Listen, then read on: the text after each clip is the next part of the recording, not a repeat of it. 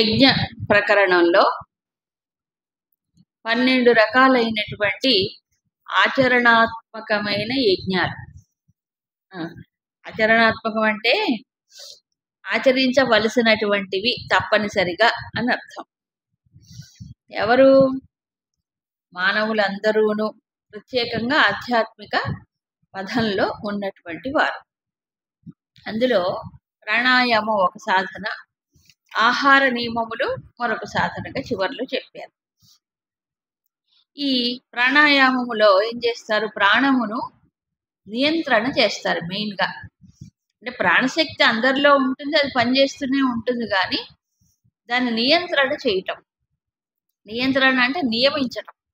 మామూలుగా మన శ్వాస మానవుడి చేతిలో ఉంటుంది, అది జరిగిపోతూ ఉంటుంది. సో నియంత్రణ చేయటం వల్ల ఏం జరుగుతుంది అని అంటే ప్రాణమయ కోశము చక్కగా పనిచేస్తుంది. దానికి మనసుకు సంబంధం ఉంటుంది కాబట్టి ప్రాణాయామం ద్వారా ఈ ప్రాణమయం శుద్ధి అయినప్పుడు మనోమయ కోశం కూడా కొంతవరకు అదుపులోకి వస్తుంది. రెండవది శరీరము కూడా, ప్రాణానికి శరీరానికి లింక్ ఉంది కదా, ప్రాణము శరీరంలో కదా పనిచేసేది. ఈ సిస్టమ్ అంతా కూడా మొత్తానికి చక్కగా యాక్టివ్గా ఉంటుంది. అందులో ప్రాణశక్తి ఏం చేస్తుంది? లోపలికి తీసుకోవటం, అది జ్ఞానేంద్రియాలని ఇది చేస్తుంది, కంట్రోల్ చేస్తుంది. అలాగే అపాన శక్తి బయటికి పంపిస్తుంది. అలాగే పవర్ ఆఫ్ రిజెక్షన్, మనలో భౌతికమైనవి పోవాలి, ఇంకేమిటి మాలిన్యములు, మానసిక మాలిన్యములు కూడా పోవాలి. సో అపానం దానికి కూడా లింక్ ఉంటుంది, దానికి కూడా లింక్. తర్వాత వ్యానం, వ్యాన శక్తి ఏం చేస్తుంది? మొత్తం అంతా సరఫరా చేస్తుంది. మరి ఇంకోటి డైజెషన్, సమాన శక్తి ఏం చేస్తుంది? అది చక్కగా అరిగించి పెట్టి తర్వాత మన శరీరానికి కావలసిన విధానంలో మారుస్తుంది. దాన్ని ఎసిమిలేషన్ అంటారు. తర్వాత ఉదాన శక్తి, ఇదేం చేస్తుంది? ఇది పైకి వెళ్తుందట. ఉదానం మన మనస్సుని బుద్ధిని చక్కగా ప్రచోదనం చేయడానికి ఉదానం పనిచేస్తుంది. అంటే ఈ నర్వస్ సిస్టము అవి దాన్ని. అందుకు ఉదానం బాగుంటే జ్ఞాపకం బాగుంటుంది. ఉదాన శక్తి బాగుంటే జ్ఞాపక శక్తి, మేధాశక్తి ఇవన్నీ బాగుంటాయి. తర్వాత హయ్యర్ ఎవల్యూషన్ అంటే పురోగమనానికి ఆ ఉదాన శక్తి కావాలి. ఇలా 5 కూడాను రెగ్యులర్ అవుతాయి ఒక రకంగా వీడికి. ఇది మంచిదే, ఒక సాధన కావాల్సిందే. ఇక ఆహార నియమాలు కూడా ఎందుకని అనంటే ఇవన్నీ ఒకదానికోటి లింకు. ఆహారం శరీరానికి కావాలి, ప్రాణాన్ని పోషిస్తుంది ఆహారం. ప్రాణానికి మనసుకు లింక్ ఉంది కదా, లేదా? ఒక్క రోజు అన్నం తినకుండా ఉండండి, ఏమైపోతుంది? నీరసం. అంటే ప్రాణము శక్తి తగ్గిపోయి, ప్రాణశక్తి తగ్గిపోతే మనసు ఏమవుతుంది? అప్పుడు మనసు కూడా బలహీనమైపోతుంది, అవునా? మళ్ళీ అలా ఇంకో రోజు చేయండి చూద్దాం. ఇంకో రోజా? ఈ రోజుల్లో అసలే కష్టం. అంటే ప్రాణానికి, శరీరానికి, మనసుకి ఒకదాని కూడా అన్ని లింకే. అందుకని జ్ఞాపక శక్తి కూడా ఉండదు, మనస్సు కూడా, అప్పుడు బుద్ధి కూడా పనిచేయదు సరిగ్గా. అందుకు తగినంత ఆహారం ఉండాలి. ఇది ఎక్కువైనా కష్టమే, తక్కువైనా కష్టం. అందుకు నియతాహారం ఎందుకు అంటే ఎక్కువ తినటం వల్ల కూడా కొన్ని రకమైన జాడ్యాలు వస్తాయి. అవసరానికంటే ఎక్కువ తింటే శరీరం జబ్బులు పాలవటమే కాదండి, బుద్ధి కూడా ఏమవుతుంది? మందగిస్తుంది. ఏదో అంటారు కదా, తిండికి తిమ్మరాదు, పనికి అది పోతరాజు. మనకి సామెతలు భలే ఉంటాయి తెలుగులో. అది అంటే ఎక్కువ తింటే ఏమవుతుందంటే యాక్టివిటీ తగ్గిపోతుంది. కారణం ఏం లేదు, ఇక్కడ బరువు పెరిగితే దీనికి ఏమవుతుంది? శక్తి ఆలోచించే శక్తి తగ్గిపోతుంది, మొత్తం వచ్చేస్తుంది. అందుకని నియమితంగా ఒక పద్ధతి ప్రకారం తీసుకోవాలి, అది కూడా సమయానికి సరి అయిన ఆహారం అని చెప్పాడు. ఇది కూడా సాధనకి అవసరం. బాగా చక్కగా పనిచేసుకోవడానికి చురుకుగా ఇది కూడా అవసరమే. ఇవన్నీ కూడా యజ్ఞములే అన్నారు. అన్నీ కూడా అవసరమే. అందులో ఒక్కొక్కసారి ఒక్కొక్క దాని మీద ఎక్కువ కాన్సన్ట్రేట్ చేయాల్సి వస్తుంది కూడా. వీటి వల్ల ఏం జరుగుతుంది అంటే యజ్ఞ క్షపిత కల్మషాహ, క్లీనింగ్ ప్రాసెస్. సో యజ్ఞము అని అంటే ఏంటి? ఇక్కడ శుద్ధి జరగటం. ఈ 12 రకాలు దానికోసమే చెప్పాడు. సరే, ఇప్పుడు ఈ శుద్ధి జరిగిన తరువాత ఏమిటి ప్రయోజనం అనేది చెప్పాలి కదా. ఎందుకు యజ్ఞాలు ఆచరించాలి? యజ్ఞశిష్టామృత భుజ యాంతి బ్రహ్మ సనాతన. ఇక్కడ యజ్ఞశిష్టం అని చెప్పారు. యజ్ఞశిష్టం అంటే యజ్ఞములో సమర్పించగా మిగిలినటువంటిది శిష్టం, అది అమృతం అన్నాడు. ఇక్కడ భౌతికమైన యజ్ఞంలో. ఇక్కడ ఏమిటి? యజ్ఞాన్ని ఆచరించిన తరువాత మనలో కలిగేటువంటి integration of the personality. Integration అంటే మొత్తం వ్యక్తిత్వం యావత్తు ఒకే తాటి మీద పోవడం. అంటే ఇంద్రియములు కానీ, మనస్సు కానీ, బుద్ధి కానీ ఒకే పంథాలో ఏదైతే లక్ష్యం పెట్టుకుందో ఆ లక్ష్యం వైపు పోవడం. లేకపోతే ఏం జరుగుతుందంటే ఇంద్రియాలు ఒకవైపు లాగుతుంటాయి, ఈ 5 మనస్సు ఒక పక్క పోతుంటుంది, బుద్ధి ఒక పక్క పోతుంది. ఇలా పోయినప్పుడు ఏకాగ్రత ఉండదు, చేసే పని మీద దృష్టి ఉండదు. కాబట్టి మనం ఏ పని సరిగ్గా చేయాలన్నా ఇవన్నీ ఏమవ్వాలి? ఒకే తాటిపైన నడవాలి. సో ముఖ్యంగా మనస్సు, బుద్ధి, ఇంద్రియములు ఇవన్నీ కూడా. సో యజ్ఞ శిష్టం అంటే ఏంటి? ఇప్పుడు ఈ యజ్ఞాలు ఆచరించినప్పుడు ఏ ఇంటిగ్రేషన్ అంటే సంఘటితం. ఇవన్నీ సంఘటితమై ఒకే లక్ష్యం వైపు అంకితం అవుతాయో ఆ సంఘటితత్వం, అది అమృతం. అది బయట ఎక్కడా దొరకదు. ఎవరికి వాళ్ళు అభ్యాసం ద్వారా పొందాల్సిందే. సో దాని ప్రయోజనం అది. అలాంటి వారు బ్రహ్మ సనాతనం యాంతి అంటే ఏమిటి? పరబ్రహ్మమును పొందుతారు. అండి ఈ చిన్నవి చేస్తేనే పరబ్రహ్మం పొందుతారా అంటే ఏది చేస్తే పొందుతారు? ఒకదానికంటే ఒకటి సూక్ష్మం. ముందు ఆహార నియమం, తర్వాత ఇంద్రియాల నియమం, తర్వాత మనస్సు సంయమనం, తర్వాత ఆత్మ సంయమనం. వీళ్ళు ఒకదానికొకటి సూక్ష్మం. ఇలా క్రమక్రమంగా పోతారు. అంతేగాని ఒకేసారి ఆత్మ సంయమనం అనేది రాదు. అవునా? ఇలా ఒకదానికి ఒకటి దోహదకరంగా ఉంటుంది. అప్పుడు ముముక్షుత్వం అనేది వస్తుంది. అప్పుడు వివేకం వచ్చి తర్వాత ముముక్షుత్వం వచ్చి ఆ తరువాత కాలక్రమంలో పొందుతాడు దేన్ని? తన లక్ష్యమైనటువంటి పరమాత్మ. అయజ్ఞస్య మాకేం వద్దులేండి, పరమాత్మ వద్దు, ఏమొద్దు, మేము ఇలాగే ఉంటాం. నువ్వు ఇలాగే ప్రపంచంలో బ్రతకాలన్నా ఏముండాలి? కొన్నైనా పాటించాలి. కొన్ని కనీసం ఆహార నియమం, తర్వాత ఇంద్రియాలని కొంచెం వశంలో పెట్టుకోవడం, మనసుని ఇదన్నా చెయ్యాలి. అయంలో గహన అస్తి అన్నాడు. వీటిల్లో కొన్నైనా పాటించకపోతే ఈ లోకంలో కూడా దేన్ని సాధించలేడు. అవును, చిత్త చాంచల్యం ఉంటుంది కొంతమందికి. అంటే మనస్సు విపరీతమైన చంచలం, ఇంద్రియాలు అసలు కంట్రోల్లో ఉండవు. ఏం చేస్తారండి? ఏం చేయగలరు? ఇటు చూడవే అంటే అటు చూస్తుంది, ఏం చూడాలంటే అది చూడదు. అనా ఈ పాపం ఏంటంటే అది కంట్రోల్ లేకపోవడం అంతే. పాపం దేవుణ్ణి దర్శించడానికే పోతారు వెంకటేశ్వర స్వామి. వెళ్ళిన తర్వాత క్యూలో నిలబడ్డప్పుడు ఎవరు గుర్తిస్తారు? మళ్ళీ వెంటనే వెంకటేశ్వర స్వామి గుర్తురాడు. విచిత్రం అదే. అక్కడికి వెళ్ళింది స్వామి గుర్తురాడు. వెళ్ళింది ఎందుకు అంత దూరం? మళ్ళీ ఏవేవో లౌకికమైనవేవో ఆ ధ్వజస్తంభం దగ్గర అప్పుడు గోవిందా అని తోసేస్తారు చూడండి. అప్పుడు అరుస్తారే తప్ప ఆ స్మరణ లోపల జరగదు. మళ్ళీ అక్కడ క్యూలు వీలు వ్యవహారాలు ఏవో ఇంకా ఫోన్లు ఎలవ్ చేయరు కాబట్టి దేవుడి దయ వల్ల లేదు అక్కోల, లేకపోతే అది కూడా పట్టుకుంటారు. అందుకు ఈ లోకంలో కూడా ఏది సాధించలేడు మనిషి. ఏ పని కూడా సక్రమంగా చేయలేడు. ఎందుకు? ఏ కంట్రోల్ లేదు. ఇప్పుడు ఇదంతా ఒక వాహనము లాంటిది, ఓ పరికరం లాంటిది. అవునా కాదా? ఒక పరికరం కారు గాని, బైక్ గాని, సైకిల్ గాని ఏదో ఒకటి అది బాగా పనిచేయాలంటే ఏం చేయాలి? దాన్ని కంట్రోల్‌లో పెట్టుకోవాలి కదా! వర్కింగ్ కండిషన్ అంటారు. అవునా? ఏది ఒక వాహనాన్ని మనం కండిషన్‌లో పెట్టుకోవాలంటే దానికి కావాల్సినవన్నీ చెయ్యాలి. మెయింటెనెన్స్. దీన్ని గూడా మెయింటైన్ చేయాలి. దేన్ని? ఈ సిస్టమ్‌ని. ఈ ఉపాధులు శరీరం, మనస్సు, బుద్ధి, ఇంద్రియములు పరికరాలు. కాబట్టి వాటిని శుభ్రంగా పెట్టుకోవాలి. వీటిని అన్నింటిని కేవలం సోపేసి రుద్దితే అయిపోదు.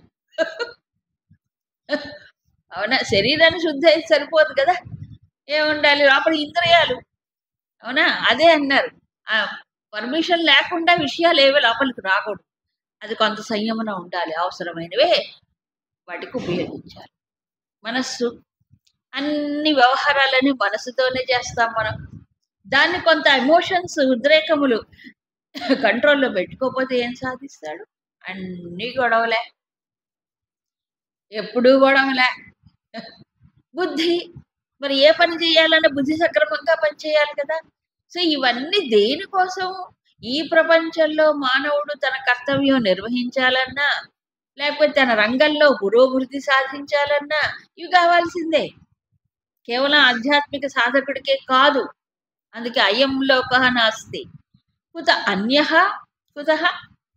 ఇహ పరలోకం, ఆ లోకం, ఈ లోకం, ఆధ్యాత్మిక ఇవేమీ ఉండవు అని చెప్పారు. ఇంతకీ యజ్ఞములన్నీ ఎక్కడి నుంచి వచ్చాయి? ఇదంతా ఈ ఆచరణాత్మకమైన విధానం అంటే బ్రహ్మణోముఖే విదత. శాస్త్రాలు అన్నీ కూడా చెప్పాయి. ఏ శాస్త్రాలు? వేదముల్లో ఉన్నవే. వేదముల్లో ఉన్నవే స్మృతుల్లోకి వచ్చాయి. ధర్మశాస్త్రాలుగా వచ్చాయి. ఇలా కాబట్టి ఇవన్నీ సృష్టి ఆరంభంలోనే భగవంతుడు మానవ లోకానికి ప్రసాదించాడు. ఋషుల ద్వారా, ఆ వేదముల ద్వారా ప్రసాదించాడు. కర్మజాన్ తాను సర్వాన్ విద్ధి. ఇవన్నీ దీనికి మూలం ఏంటంటే కర్మలు. అంటే కర్మలు ఆచరిస్తూనే ఇవి అభ్యాసం చెయ్యాలి. సో కర్మాచరణకి ఈ యజ్ఞములకు లింకు. ఏ కర్మ చేయని వాడికి ఏ యజ్ఞము లేదు, అవసరం లేదు. అవునా? సో కర్మక్షేత్రంలో, కర్మరంగంలో తాను చక్కగా మరి కర్మను ఆచరించాలి అంటే బెస్ట్ పెర్ఫార్మెన్స్ కావాలంటే ఏం చేయాలి? ఇవి కావాలి, తప్పనిసరిగా అవసరం. తనకు తాను నియమాలు పెట్టుకోవాలి. అప్పుడు కర్మ చక్కగా చేయడం వల్ల ఒక తృప్తి కలుగుతుంది, వాసన క్షయమవుతుంది. అవును, అన్నీ బాగుంటాయి. కాబట్టి మానవుడు ఉత్తమమైన మానవుడిగా తయారు కావడానికి, పశువుగా దిగజారకుండా మానవుడుగా నిలబడాలి, ఇంకా దివ్యత్వాన్ని పొందాలి కదా. దానికోసం చెప్పాడు. ఇంకా ఏమంటున్నారు? ఏవం జ్ఞాత్వా విమోక్ష్యసే. మోక్షం కూడా పొందుతాడు. ఏది? ఇది అర్థం చేసుకున్నవాడు ఈ యజ్ఞముల యొక్క ప్రాముఖ్యత, ఈ ఆచరణాత్మకమైన శుద్ధి కోసం చేసేటువంటి దీన్ని, ఈ విధానాలను అర్థం చేసుకుని ఆచరిస్తే చక్కగా మోక్షం వైపు మళ్ళుతాడు. మోక్షం సిద్ధిస్తుంది కూడా. ఫైనల్. ఇప్పుడు ఇన్ని రకాల యజ్ఞాలు చెప్పారు. ఇవన్నీ దేనికోసం? శుద్ధి కోసం. మరి ఈ ద్రవ్య యజ్ఞాల సంగతి ఏమిటి? బ్రాహ్మణ భాగాల్లో, వేదంలో అనేకమైన ద్రవ్య యజ్ఞాలు చెప్పారు. ఒకటే రెండా? బోల్డ్. వాళ్ళ కోరికలు బట్టి యజ్ఞాలు అనేవి చెప్పారు. ఇవన్నీ కూడా కొంతవరకు ఆ కోరికలు తీర్చి కొంత ప్రయోజనాన్ని ఇస్తాయి, మనకు ప్రసాదిస్తాయి. కానీ కర్మ ద్వారా మోక్షాన్ని పొందలేదు. అందులో కామ్య కర్మలు చేస్తే అసలే లేదు, అవి బంధిస్తాయి, ఇరికిస్తాయి. అందుకని ద్రవ్యమయమైన యజ్ఞాల కంటే ఏమిటి? జ్ఞాన యజ్ఞం శ్రేష్టం. ద్రవ్యం అంటే ఏంటి? వస్తువులతో చేసి. వస్తువులు దేంట్లో వేస్తారు? ద్రవ్యములు హోమములో సమర్పణ చేస్తారు. ఇవి కొంత ఫలితాన్ని ఇస్తాయి, తాత్కాలిక ఫలితాన్ని ఇస్తాయి, అంతే. కానీ జ్ఞానయజ్ఞం అన్నిటికంటే శ్రేష్టం. ఎందుకు శ్రేష్టం? ఈ ద్రవ్యయజ్ఞం ద్వారా చేసే కర్మ కామ్యకర్మలే అవన్నీ. అది నిష్కామంగా చేస్తే అది వేరు. కానీ కర్మేగా ఏ కర్మైనా పరిమితమైన ప్రయోజనం ఇస్తుంది మనకి. కర్మ పరిమితం, కర్మ ద్వారా వచ్చే ఫలితం పరిమితం, అనంతరం రాదుగా. జ్ఞానం ఏం చేస్తుంది? పరిమితమైన వాటిల్లోంచి మనని విడిపిస్తుంది. జ్ఞానం అనంతం వైపు తీసుకువెళ్తుంది. అందుకే అన్ని కర్మలు ఈ జ్ఞానములో, ఏ జ్ఞానం? ఆత్మజ్ఞానం. పరిసమాప్యతే అని లీనం అయిపోతాయి. ఇక మళ్ళీ వెనక్కి రాడు, కర్మబంధంలో ఇరుక్కోడు. సో అన్ని యజ్ఞముల కంటే జ్ఞాన యజ్ఞం శ్రేష్టం. సరే, ఈ జ్ఞానం ఎలాగొస్తుంది మనకి? ఇప్పుడు చెప్తున్నాను. 34వ శ్లోకం. తద్విద్ధి ప్రణిపాతేన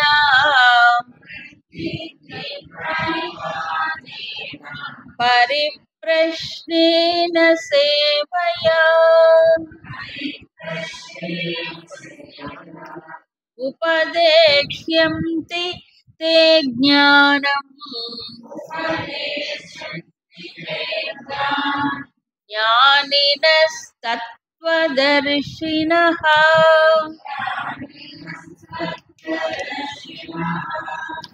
తత్ అంటే ఏ జ్ఞానమైతే ఈ ద్రవ్య యజ్ఞాల కంటే శ్రేష్టమో కదా, ఆ జ్ఞానం, దాన్ని ప్రణిపాతేన పరిప్రశ్నేన సేవయా విద్ధి. ఆ జ్ఞానం పొందాలి అంటే, ఏ జ్ఞానం? ఆత్మజ్ఞానం పొందాలి అంటే దానికి 3 క్వాలిఫికేషన్స్ చెప్పు.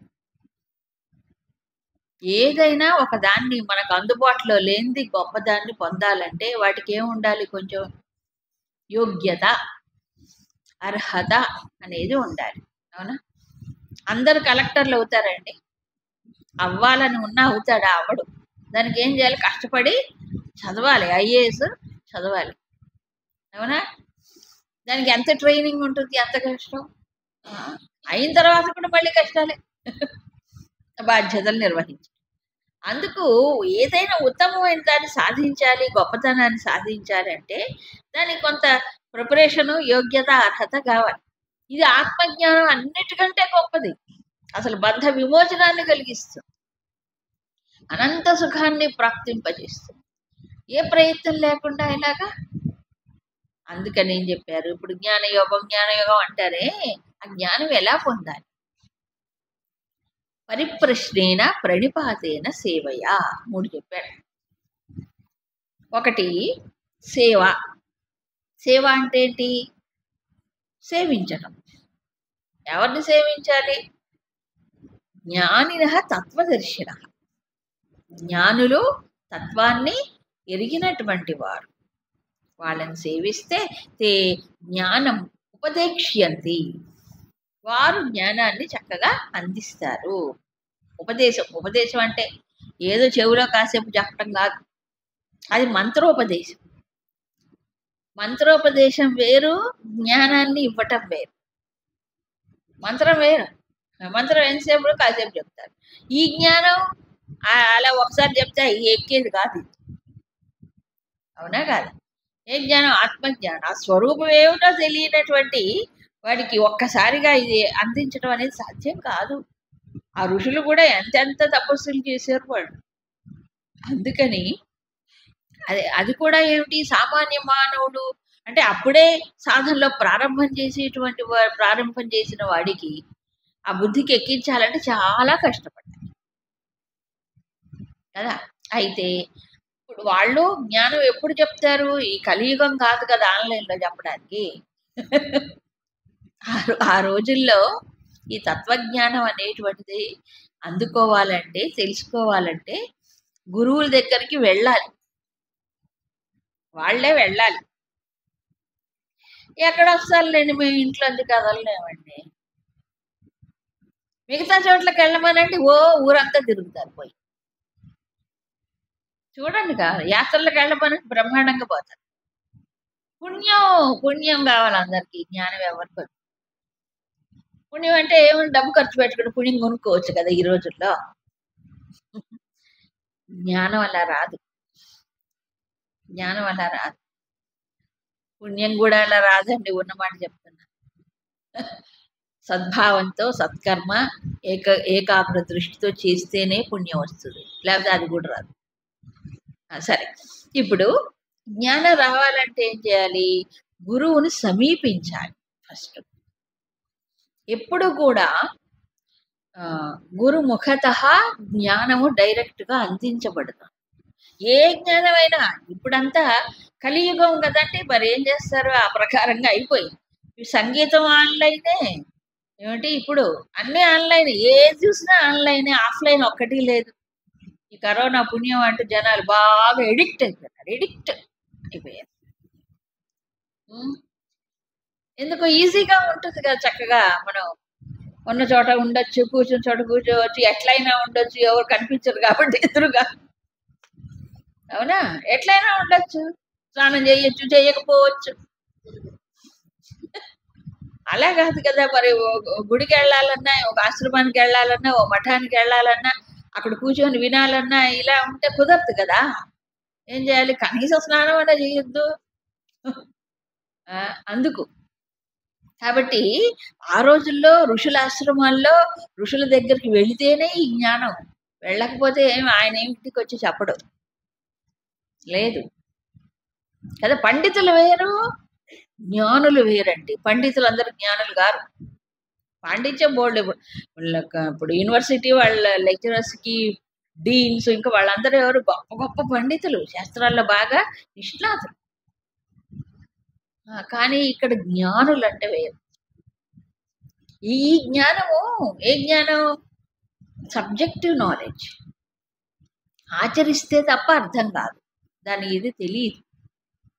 కాబట్టి కేవలం శాస్త్రం తెలిస్తేనే కాదు. అందుకని భగవద్గీతలో 2 చోట్ల పండిత అని చెప్పలే, 3వ ఇంకో తర్వాత అధ్యాయంలో కూడా వస్తుంది.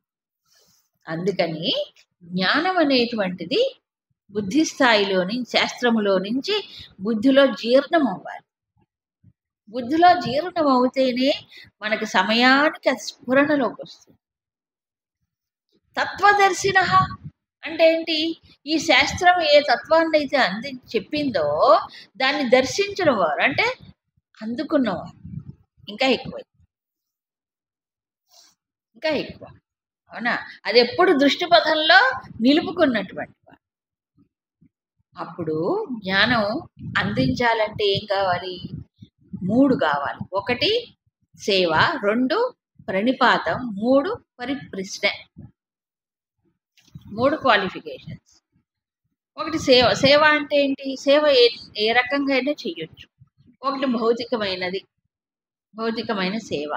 2వది మానసిక బౌద్ధిక స్థాయిలో చేయాలి. మానసిక బౌద్ధికం అంటే ఏంటి?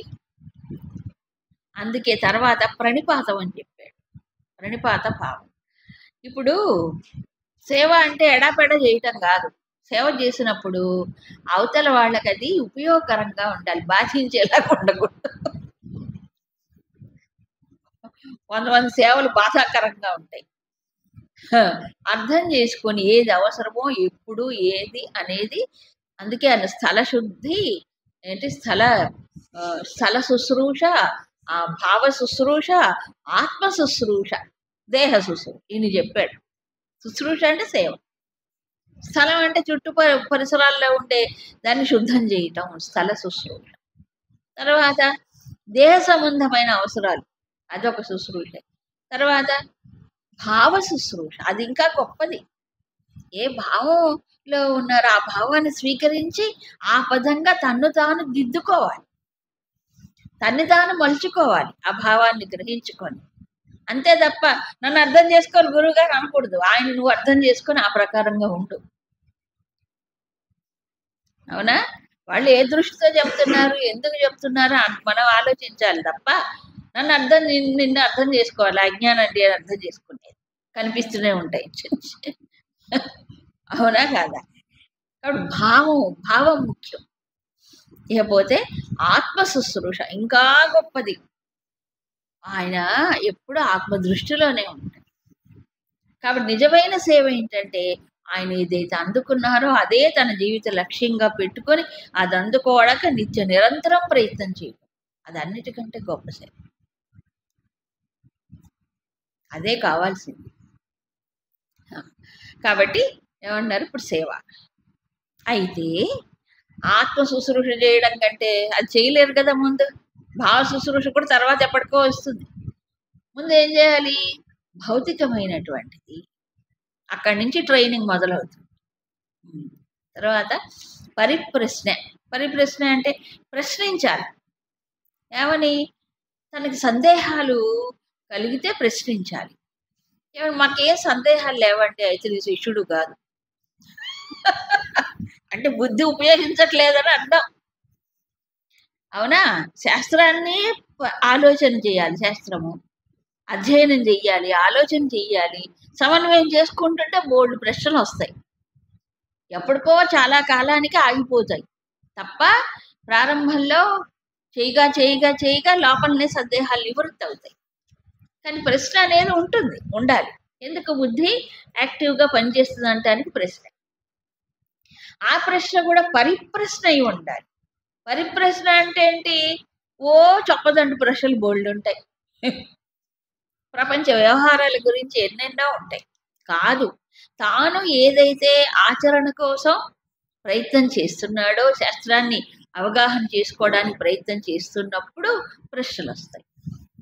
ఏమీ తెలియకపోతే, అర్థం కాకపోతే ప్రశ్నలు రావు.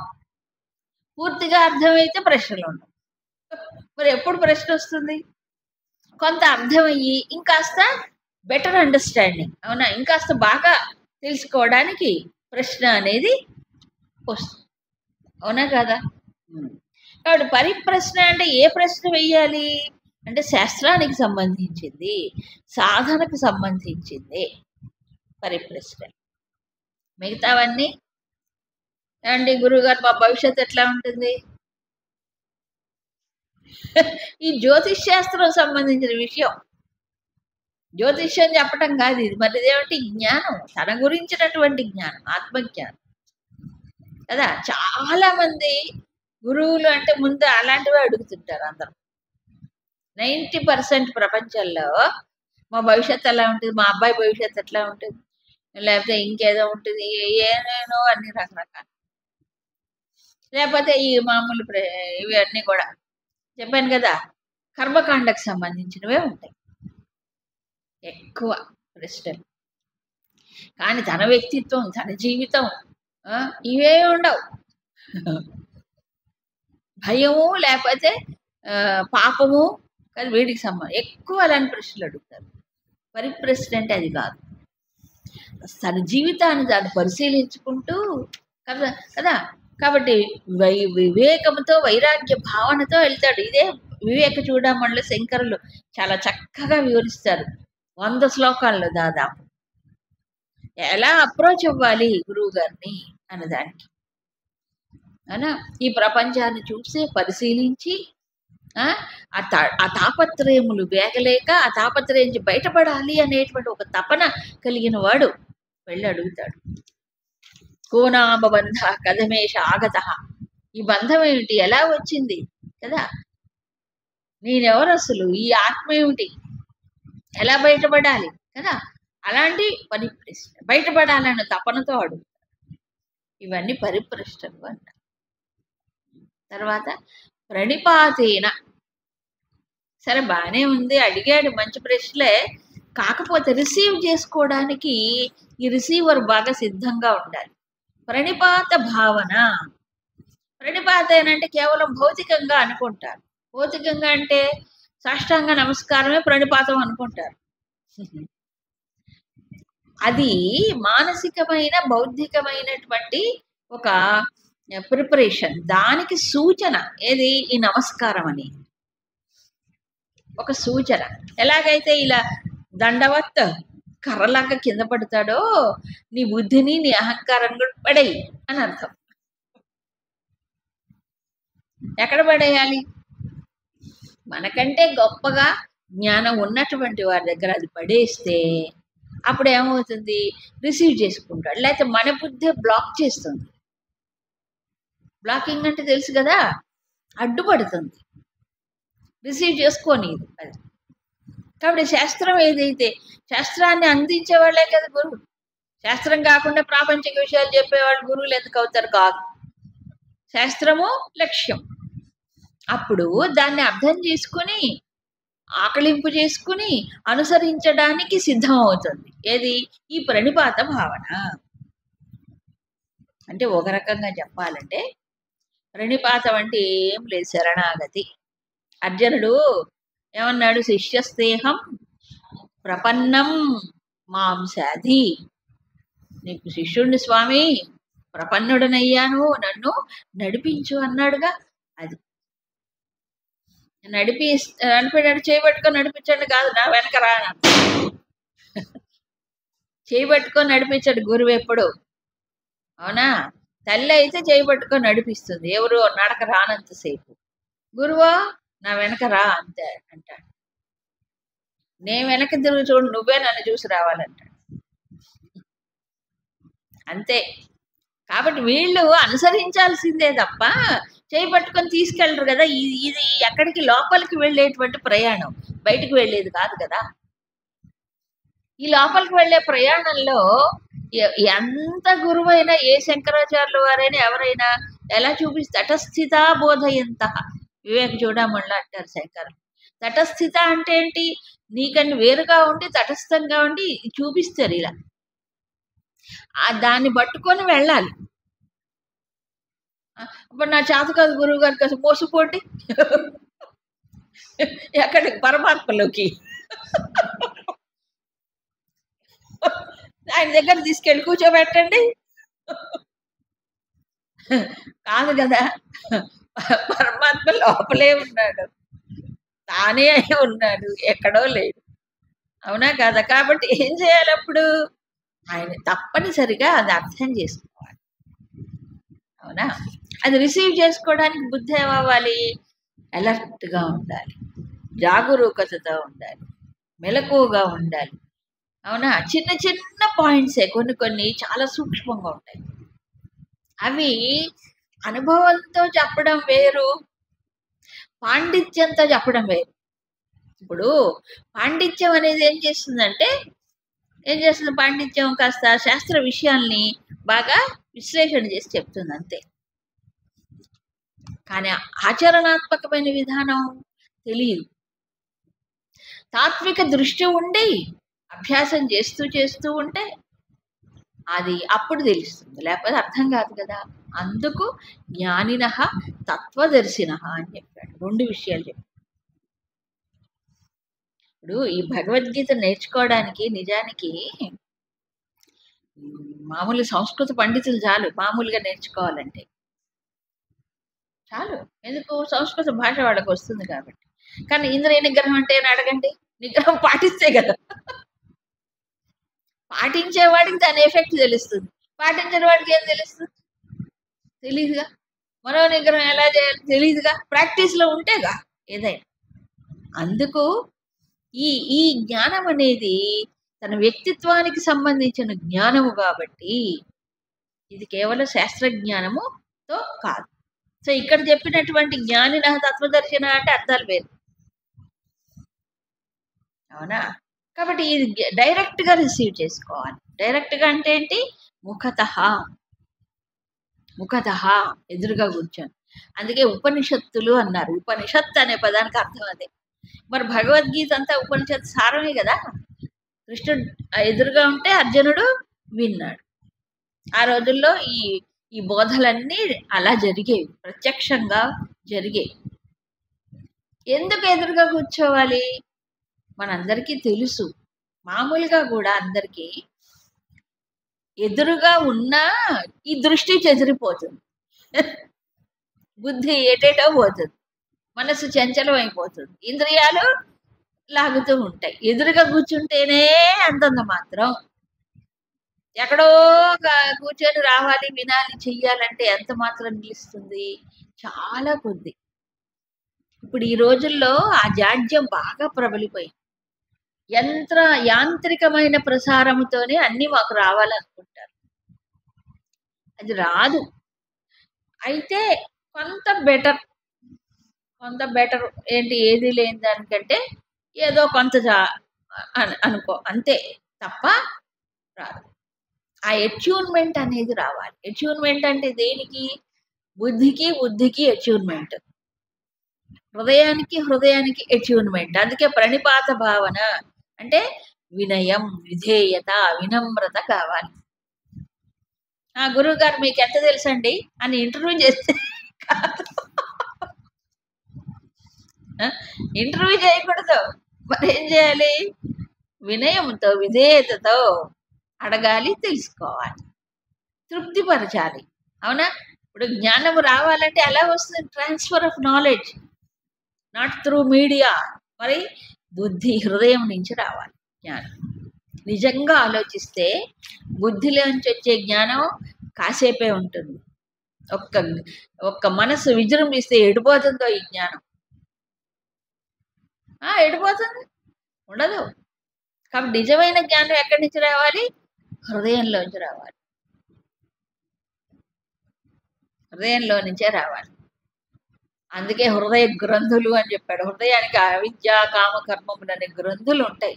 ఆ గ్రంథులు తెగిపోవాలంటే ఎక్కడ రావాలి? హృదయంలోంచి రావాలి జ్ఞానం, ఊరికే రాదు. అవునా? సర్వస్య హృది విష్ఠిత. హృదయంలో ఈశ్వరానుగ్రహం ఉంటే కదా, తర్వాత వస్తుంది శ్లోకాలు. ఈశ్వరానుగ్రహం ఉండాలి దాంట్లో, అప్పుడు జ్ఞానం వస్తుంది. అందుకు హృదయంలోంచి వచ్చేది అసలు జ్ఞానం. రావాలంటే, హృదయంలోకి వెళ్ళాలంటే ఈ జ్ఞానం ఎలా ఉండాలి? అట్యూన్మెంట్ ఉండాలి. దీన్ని గురుదేవులు ఒక మంచి పదంతో చెప్తారు. At one meant, at one meant. ఊరికి విడదీసి చెప్తారు దాన్నే. అంటే ఈ హృదయం ఆ హృదయం ఒకే ఫ్రీక్వెన్సీలో పనిచేయాలట. అంటే ఏంటి? ఈ హృదయం తెరుచుకొని ఉండాలి. దేనికి? జ్ఞానాన్ని పొందటానికి. హృదయం అన్నారు అక్కడ, జ్ఞానం హృదయంలోంచి రావాలి. అందుకే మనకి దీంట్లో భగవద్గీతలో భావన అన్నాడు, గుర్తులే? నచాయుక్తస్య భావన. అయుక్తుడికి భావనే ఉండదు. అయుక్తం అంటే ఇంద్రియాలు, మనస్సు, బుద్ధి యుక్తం, దాని యొక్క సంయమనం లేకపోవడం. అప్పుడు భావన రాదు. ఇన్ఫర్మేషన్ వస్తుంది, కానీ అది మనకి ఉపయోగపడదు. ఎలాగుంటుందంటే, తెలిసిన సమయానికి ఆ స్ఫురణకు రాదు, ఉపయోగపడదు. తెలుసు, ఎందుకు రాదు అంటే ఇవి సిద్ధంగా లేదు. అందుకని ప్రణిపాతం అని చెప్పాడు. తర్వాత బుద్ధి యాక్టివ్గా ఉండాలి, ఆలోచిస్తూ ఉండాలి. అందుకు పరిప్రశ్నే అన్నాడు. తర్వాత సేవ అంటే ఈ రెండిటితో పాటుగా సేవ అది ఇక్కడ ఏది అవసరమో అది. దీనివల్ల అట్యూన్మెంట్ వస్తుంది. అందుకని ఈ మూడింటితో జ్ఞానాన్ని సంపాదించుకోవాలి. అంతే తప్ప నేను ఎంఏ పాస్ అయ్యాను గురువు గారు మీ గురుకులంలో చేర్చుకుంటారా? ఎంఏ పాస్ అయితే అవన్నీ ఏం చూడరు అక్కడ. నీ సంసిద్ధత చూసారు. వీనికి కొంచెమని వైరాగ్యం ఉందా, కాస్తమైన వివేకం ఉందా? ఇదే కదా. అందుకని పూర్వం ఏం చేసేవాళ్ళు అంటే ఏంటి, సమిధలు తీసుకెళ్ళేవాళ్ళు గురువు గారి దగ్గరికి. స్వీట్లు, హాట్లు, వీటి వల్ల రాదు. సమిధలు ఎందుకు తీసుకెళ్లేవాళ్ళు? అదైనా ఏ సమిధలు? ఎండు పుల్లలే, తడి పుల్లలు కాదు. ఏమండి ఎండు పుల్లలు ఎందుకు గురువు గారికి అంటే, అక్కడ గురుకులలో హోమాలు గీమాలు యజ్ఞం చేస్తే వాటికి ఉపయోగం. అది కాదు అర్థం. ఏంటి? సమిత్పాణయ, సమిధలు చేత ధరించిపోవాలి. అంటే ఈ ప్రాపంచికమైన విషయ వాసనలు, ప్రాపంచికమైన విషయాలు ఉండే ఆసక్తి, ఇవన్నీ కూడా నాలో ఎండిపోయాయి, నాకు ఇంకా అవి కాదు, ఇదే కావాలి అనే ఒక సంసిద్ధతను తెలియజేయడానికి వస్తాడు. సమిధలు ధరించాలి అన్నాడు. అంతేగా, అవన్నీ ఎండిపోయాయి, ఇంకా వాటి ఎంత నాకు చింత లేదు. మరేం కావాలి? ఇదే నాకు కావాలని ఒక సంసిద్ధత ఉంటే కదండి జ్ఞానం అందించడం జరుగుతుంది. లేదా అటో కాలు ఇటో కాలు పెడితే ఏమవుతుంది? రాదు. అందుకు చెప్పారు, ఆ విధంగా వెళ్ళాలని ఉపనిషత్తులో మనకు చెప్పారు. సరే.